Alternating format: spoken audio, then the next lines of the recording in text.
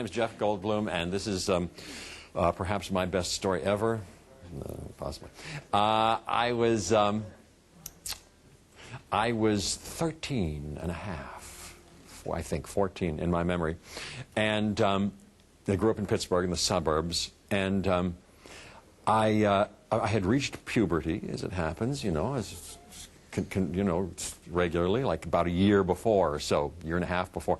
But for me, the intensity of my self and auto-satisfaction had reached its limit, I thought, and my head will explode if I don't share this experience with this woman, some woman of my dreams. So I thought, I don't know how to do this other than, I know what I'll do. I'd heard about the other side of the tracks, these sort of professional way that you can do that.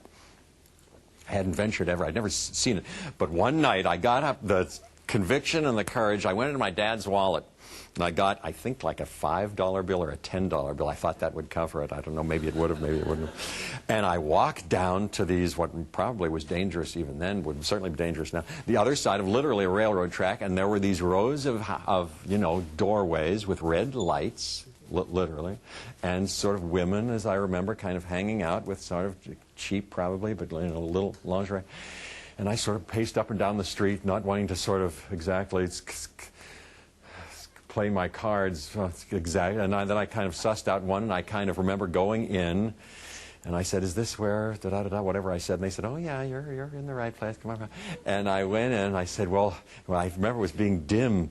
I could hardly see, and then pretty soon my eyes cleared, and I see some women around, some girls around the thing also in lingerie. So I said, well, how does this work? I really want to be able to pick. They said, oh, yeah, you get to pick. Yeah, who would you like?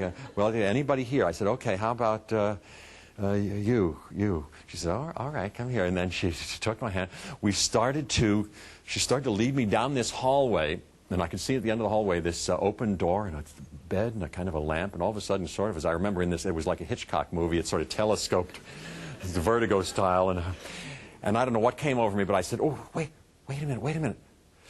What time is it? Oh, wait a minute. Oh, no. Oh, I'm so sorry. I forgot. I have something else. I gotta go, and I'll come back. I'll see you in a little bit. I'll explain it, come back. And I got cold feet, and I left. That's the story. So if she's watching, if she's around, and she remembers me, I'm sorry. I was fibbing. I didn't have anything to go to, and I never came back. And I don't know whether that 5 or 10 would have covered it or not. So maybe it was best after all for her. But that's my best story ever.